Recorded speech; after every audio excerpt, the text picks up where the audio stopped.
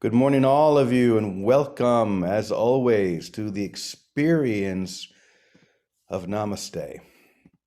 That is why we are here, to have a direct experience of seeing the Christ, what the Christ really is, the light, grace, whatever word you want to use, that eternal, everlasting unfolding of the truth of you, to see that everywhere. As we were just hearing from Richard Rohr. I thought I would just open up with that little clip this morning to get us heading in the right direction. So that's why we come here every day, is to experience that eternal unfolding of the love and the loveliness of God. I've always loved that line, the love and the loveliness of God. That's who you are. That's the truth of who you are. We're going to explore that a little bit more today with another short chapter from The Impersonal Light, the book that I'm finishing up right now. So let's just dive right into this. Everybody just take a nice deep breath so we can open and allow this light to penetrate the armor that we usually wear, to block the simple truth that I am that. Just allow these words to be like beams of light that go to the deepest part, the deepest heart that is within you now. Here we go. Are you ready to receive my gift, the only gift you need to lift above this world and know that I am forever one with you? If the answer is yes, then simply accept this. Here we go. You are not presently experiencing what you think you are. That's a big statement. You are not presently experiencing what you think you are. This is the only thought in all the world you refuse to accept. You'd be willing to accept that the earth is flat, for there was a time when you did accept it. You would be willing to accept that the sun rotates around the earth, for there was a time when you accepted that as well. But this idea that you are not experiencing what you think you are, you shrink from. Why? Because you believe that to accept it means you were never born. To accept this idea that you're not experiencing what you think you are means that you were never born, that you do not exist. That's what you think it means in your ego split mind. It would mean that everything you thought you are not. And you'd be right about that. You would be right. Everything you thought you were, you are not. And that's either going to inspire great fear, as it will, to the split mind or to the lower self, the ego, or if you're ready, it's going to inspire an opening that allows the light to finally break through. In fact, the first, 7 words of this lesson says, it asks the question, are you ready to receive my gift? Say yes, you are ready. I remember when I was with the emissaries in 1995, all they kept saying was, know that you are ready for this. You are ready. Because when you accept that you're ready, then you realize you don't need to keep reading books and going to workshops or, even hearing this. You don't need it. You're ready to step in, to dive in to that current, into that river. You're ready. Okay. So to back up a tiny bit, to accept this idea would mean that everything you thought you were, you are not, and you'd be right about that. But I promise you, the full realization of what I am, the truth of you, the full realization of what I am sharing now would not bring about your death, but your leap into life. You would leap into life if you accepted this. Your ego and what it desires is forever split. Your ego and what it desires is forever split and is therefore unreal. real. This is a big one. It's simple and it might slip past you if you're not really noticing, but it's not real because it is split. Now let's hear more about that. That is because you do not share it with me, with a capital M, or the I am. You do not share it with me. And since I cannot experience anything unless it is whole, you are not experiencing it either. If it's not being truly experienced, in other words, then it's not experienced at all. Now we're going to hear an analogy that helps you understand this a bit more, but let me read more. You would do well to understand this point. It's the same as saying that you've been living in a dream and you're afraid to wake up. You believe you're experiencing whatever it is you believe you're experiencing, but are you? Yes, in your mind or in your imagination, you experience so much. But when you wake up from a dream, what's the first thought? It was just a dream. It was not real. So we've made a really powerful comparison here between what you're experiencing right now within your split consciousness compared to what you experienced when you were dreaming, when you were sleeping last night. It's easy to say it was just a dream and it was not real when you wake up, because then you see clearly what is real. But when you're in the dream or when you're in that split reality, the idea that a split reality is possible, when you're in that, you believe it's very real. And so this voice comes from the truth of who you are and says, it's not true, it's not real. Trust me on this. You're going to see it soon. You're going to realize this very quickly, but you need to wake up to realize that, because until you do, you're going to believe it's real. You're going to live it as if it's real. You're going to think that the consequences are real when they are not. Okay, let me read a little bit more. The you that seeks to manifest anything is nothing. But it's also impossible for you to be satisfied by nothing. It's also impossible for you to be satisfied by nothing. Do you see your dilemma? Even if you try to make nothing seem like something, you, with a capital Y, remain where you have always been. You remain where you have always been. We could call that heaven. We could call that unified consciousness. But the point is that even as you try to make the unreal real, the truth of you remain forever whole. You remain where you've always been. Okay, hear me well. The identity you have claimed until now is literally nothing. The identity, this sounds like a suicide note, but it really isn't. As we heard before, this is your jump into life.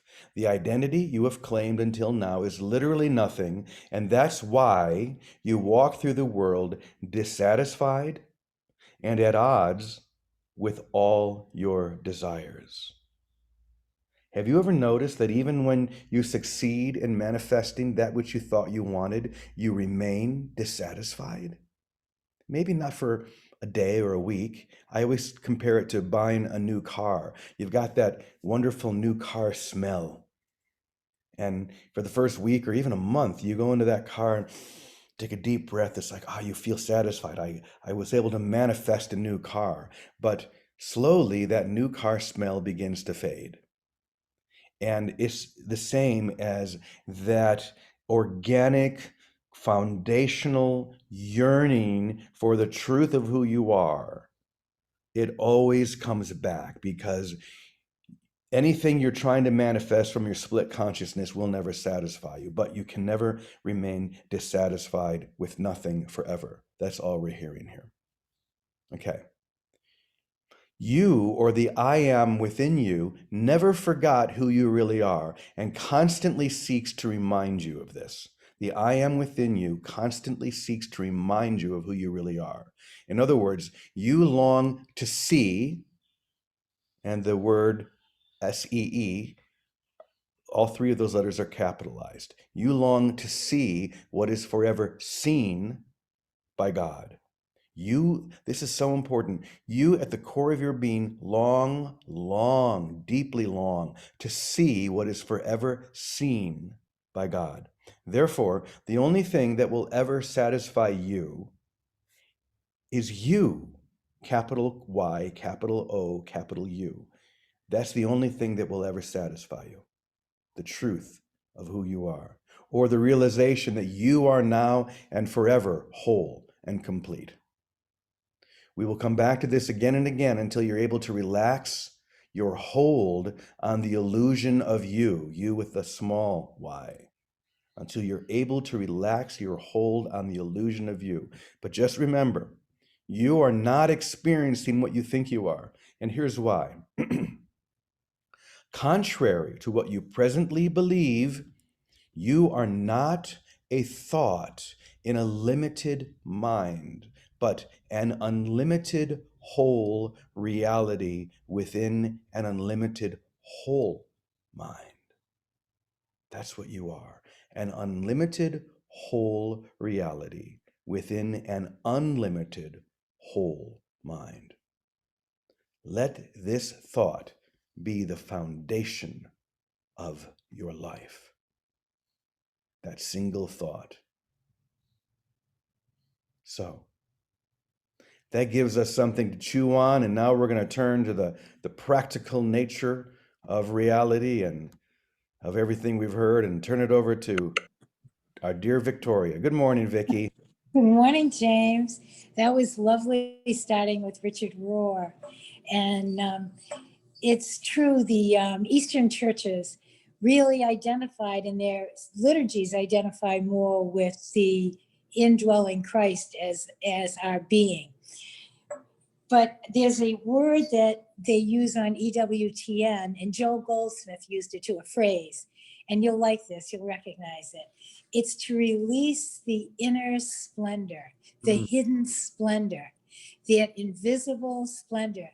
And how do we release it? But by giving of it. Yesterday, you said something at the very end that summed it all up so practically. You said, we either judge or join. And if we are not who we, if we experience what we experience is not who we are, what we experience in our brother is not who he is either. So forgiveness is the great blanket that covers all of what I think I am, what I think my brother is, and puts me in a place to either judge or join. And by joining, we claim our oneness.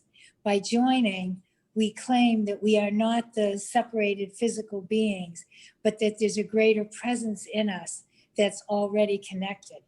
So it all still comes back to love, I guess, right? Comes back to love. Of course it does.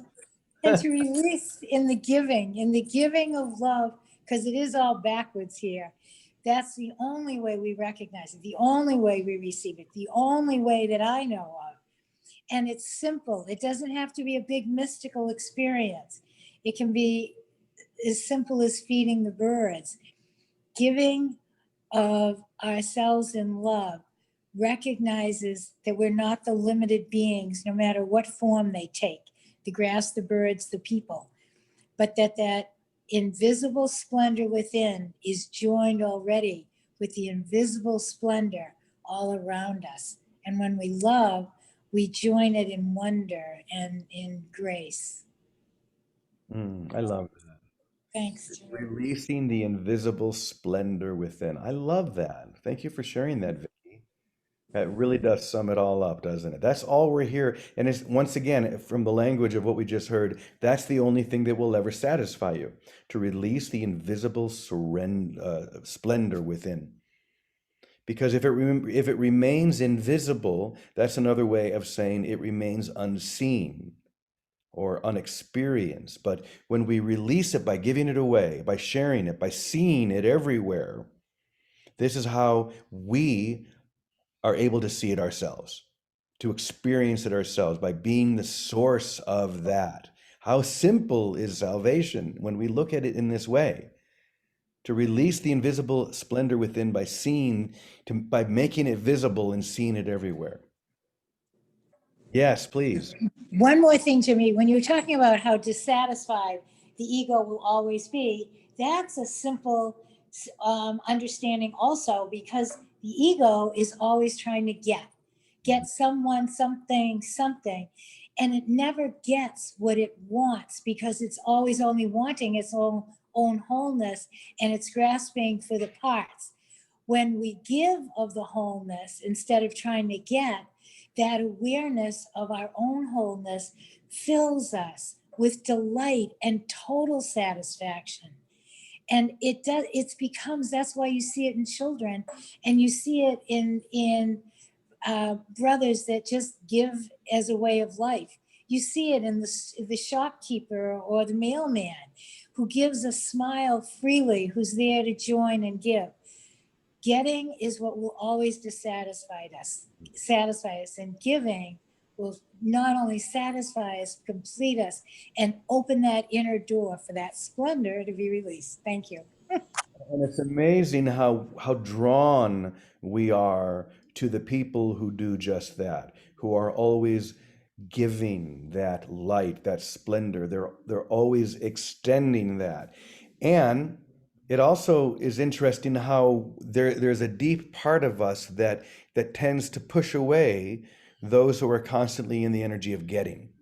Get. And that's unfortunately the law of the ego's law of attraction. How do I use spiritual law to get what I don't have, somehow satisfying me?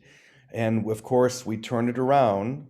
That's what the Moses Code is all about, to how do I give that which I think I desire, so I can know it's always been mine, that I was never lacking of anything. I remember I don't know if you remember this or not, Vicky, but when I was writing that book 13, 14 years ago, I was at your house, probably sitting right where you are right now. We were talking about it. And you said that to me. And that hit.